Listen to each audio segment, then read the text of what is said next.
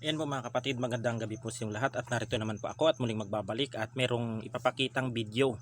Yan. Kanina po mga kapatid ay nagbaklas po ako ng anumang uri ng black magic, itim na mga black magic, kulam, barang, palipad hangin, tigal po at mga sumpa. Yan po lahat-lahat po yan na nagpagawa sa akin ay ginagawa ko po yan. Meron pong isa na nakaramdam doon o siguro bumalik sa kanila yung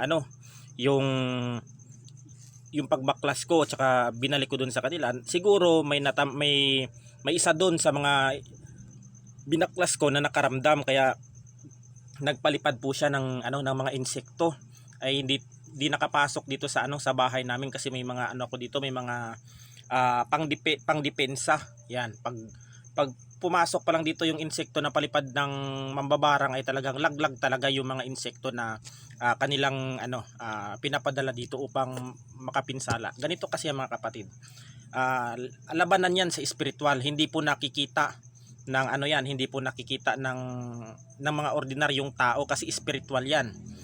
Espiritu ang kumukontrol niyan. Kasi ganito yan mga kapatid. Pag ikay pinaliparan ng isang insekto at ikay nakagat niyan, magkakaroon kayo ng koneksyon magkakaroon kayo ng koneksyon ng mambabarang pag ikaw ay nakagat. Maaring madali ka nang mabiktimahin o madali ka nang mapinsala kasi nagkaroon ng koneksyon, nakagat ka ng insekto na yon. Yung insekto yun ay kumagat sa iyo at yun ay nakalipad at bumalik dun sa magkakaroon yon. May isang kagat yan doon at makikita doon sa kanyang bunganga kung ano yung may balat man dyan o kung ano man, gagamitin yon ng isang mambabarang upang kay ikaw ay pinsalain o kung ano man. Kaya kung may makikita kayo mga insekto na mga ipapakita ko dyan sa larawan, patayin po ninyo mga kapatid, dasalan po ninyo ng isang sumasampalataya hanggang ipinako sa krus. Yan, tapos ituloy-tuloy kayo mga kapatid at hihinto kayo dun sa namatay at iihip niyo doon at ninyo pag ihip niyo doon sa namatay at inilibing, iihip po ninyo. Pagkatapos ihip nun at babanggitin niyo ang orasyon na rutas operatinit aripusator.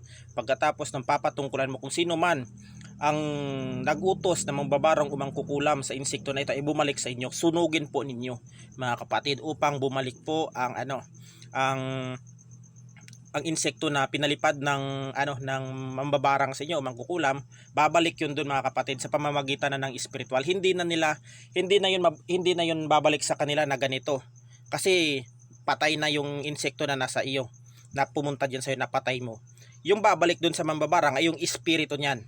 Yung pag binalik mo doon yung orasyon na tinuro ko sa inyo, babalik yun doon sa mambabarang at hindi niya makikita na siya ang unti-unting inaatake. Pag nakagat siya ng insekto na pinautos niya sa kanya o pag nagkaroon ng koneksyon yan, birada niya, nasasaktan siya kasi nahuli mo yung kanilang inutusan na isang insekto, ibinalik mo lang sa kanila. Ganun dapat mga kapatid sa mundo ng espiritual, dapat mautak tayo yan, lalong lalo na sa mga alam ninyong nabiktima kayo ng kulam o barang. Kailangan po ninyo magpausok ng insenso o di kaya kamangyan tsaka incense stick. Pausukan po ninyo ang inyong bahay para hindi po talaga basta-basta makapasok ang mga anumang uri ng insekto. Maaring magpapalipad yan ng ipis o laguring yan dito, magpapalipad yan, bangag, basta mga itim na insekto. Yan po ay mga utos na mga mambabarang yan. Yung mga langaw na mga malalaki, yan po ay utos ng isang mambabarang. Kaya mag-ingat po tayo mga kapatid, lalong-lalo na sa panahon ngayon, dahil lalong-lalo na sa aking mga kasamahan sa espiritual, sa mga manggagamot, ay dapat mag-ingat din tayo. Yan kasi ang ating mga kalaban sa espiritual, tulad ng mga mangkukulam o mambabarang na yan, hindi natin alam kung kailan sasalakay ang mga yan. Dapat handa din tayo para makipaglaban sa mga ganyang uri na mga gumagawa ng masama. Ayan. Yan lang mga kapatid ang aking ituturo sa inyo at sa mga pasyente o sa mga manunood nito. Kung may makikita kayo ng mga insekto na ganito mga kapatid, ay patayin po ninyo. Yan po ay utos ng mambabarang kasi po may mga sungay yan. Yan. Sungay niya yan. Ibig sabihin yan, yan ang mambabarang. Tapos titignan niyo yung niyan, sinunog ko na kasi yung sa bandang bunganga. Pag itim po yung bunganga niyan at yung mata niyan, yan po ay pakawala po ng mambabarang. Pag nakikita niyo yung itim yung mata, yan, tsaka yung bunganga, yan po ay pakawala ng mababarang. Pag yan ay sinunog ninyo, para ang amoy po niyan mga kapatid, parang sunog na luyang itim. Yan, kasi ang luyang itim na yan, yan ang pinapaamoy nila sa isang ng mambabarang upang utusan niya na pumunta doon sa kanilang bibiktimahin para kumuha ng isang bagay. Yan ang ano dyan. Ayon sa aking mga pananaliksik at sinasaliksik ko yung mga yan sa Google o kung ano man, masusi kasi ako mga kapatid, lalong lalo na sa ano, sa panggagamot. Sa panggamutan ay masusi talaga ako diyan.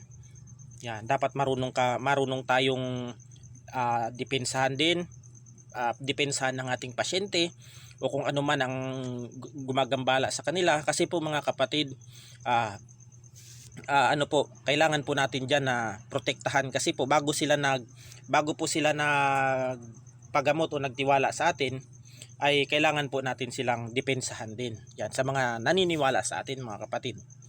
Yan. At isa diyan sa mga nagpagamot o nagpabaklas sa akin, na lalong-lalo sa mga OFW at sa mga taga dito din sa Pinas na nagpabaklas, ay isa dito sa gumawa sa kanila yung gumanti sa akin. Kasi ganito kasi ang mga kapatid. Pag once na hinawakan ng isang manggagamot ang mga pasyente namin, yan o mga client namin, yung isang paa namin diyan mga kapatid ay nasa hukay na. Yan ang katotohanan diyan. Kaya wag ninyong ismulin, wag ninyong maliitin ng isang manggagamot. Ayan, bago namin hinawakan kayo, yan, o sino man ang nagpagamot sa amin o ano, dapat magtiwala po kayo sa manggagamot. Yan, magtiwala kayo at lalong-lalo na sa ating Panginoon. Ayan. Dahil din mga kapatid ay yung mga hindi namin inaano yung mga binabayad ninyo sa amin. Hindi. Kasi ang ano namin, nais namin makatulong, tsaka buhay rin namin ang nakataya diyan. Yan. Yan ang ano mga kapatid, ang katotohanan diyan. Kaya dapat ano rin tayo, maging ano rin, maging aware din tayo na dapat manalangin din. Yan, kasi ganito mga kapatid, pag nagkaroon ng koneksyon o nakagat kayo ng insektong ito, delikado, 50-50 ang buhay nyo dito. Pag mahina ang ano ninyo, yung ang inyong depensa, dapat talaga diyan mga kapatid, may depensa kayo sa katawan, kasi malayo pa lang laglag yan, kasi hinaharang na ng mga espiritu na mga nasa loob ng inyong pangontra. Kasi espiritu ang ano diyan, ang mag ano diyan, kaya pagpasok pa lang kung ikaw may pangontra, laglag kung legit ang iyong pangontra. Talagang didepensahan kayo ng pangontra ninyo. Kaya yung mga kulam o barang hindi nakakapasok o nakakapinsala sa inyo. Yan mga kapatid ay isang aral, lalong-lalo na sa, hindi naman sa nagmamagaling ako, hindi naman sa ano, nais ko lang naman i-share ang aking mga naranasan din para may maging aral din o ano rin sa aking mga kapwa manggagamot. Hindi ako nagpapayabangan dito, hindi ako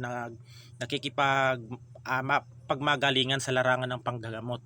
Ang sa akin lang, ma-share ko lang sa mga aking mga manonood, sa mga subscribers ko, sa followers ko, na ano mga kapatid, mga kapatid, bago ko hinawakan yung mga ano ko, yung mga client ko na yan, ay talagang itataya ko ang buhay ko diyan sa panggagamot. Dahil sa panggagamot ako natuto, sa panggagamot din ako mamamatay. Yan lang ang ano ko. Yan, ilalaban ko ang aking mga pasyente o client niyan sa ang aking buhay, handa kong itaya diyan sa ano, sa panggagamot. Diyan sa panggagamot ako nabuhay, sa panggagamot ako natuto, sa panggagamot din ako mamamatay. Tsaka kung sakaling mababawian man ako o matalo man, isusuko ko sa Panginoon ang aking buhay, sapagkat ang Panginoon ang nagbigay sa akin ng buhay. Ang Panginoon din ang babawi niyan. Yan, isusuko ko yan. Yan lang ang ano ko diyan mga kapatid. Kaya dapat mag-ingat din tayo mga manggagamot, at wag din tayong magpapakampante na porket ganto ganyan. Hindi natin alam kung kailan sasalakay ang mga kaaway natin. Hindi lang mga tao ang kaaway din natin. Marami din tayong mga manggagamot, marami ding galit sa atin. Hindi lang tao, hindi lang mga espiritu na ginamot natin ang gumaganti sa atin. Meron ding iba mga kapatid. Kaya dapat mag-ingat din tayo. Kasi ang mga tao mga kapatid na nagpapakita ng himala, pinag-iinitan yan. hindi lang isang tao ang umiinit sa inyo kundi ibang tao. Kasi ang mga taong nagpapakita ng himala ay talagang mainit sa mata ng tao. Yan, tignan mo yung mga sumasampalataya o nananalig sa ating Panginoon dati, 'di ba? Pinapatay sila o ginawa ng masama o ano, kasi sila ang sino mang sumasampalataya sa Panginoon ay makakapag ano, ah, marunong makakagawa ng mga malahimala na hindi nagagawa ng ibang tao. Yan, ang sino mang sumasampalataya. Kaya galit nga ang mga tao sa mga taong gumagawa ng himala. Sino ang nagpapatay sa ating Panginoon? 'Di ba yung mga bulaan? Yan. Kaya dapat ano tayo mga kapatid, aware din tayo. Yan.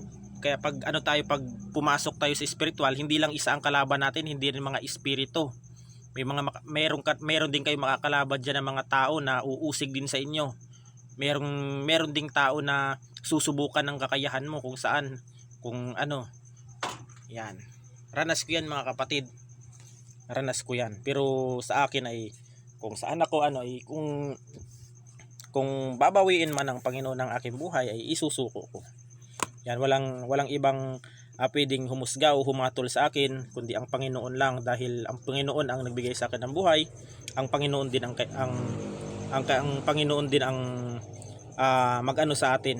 Ang Panginoon din yung may karapatang bawiin ng ating buhay.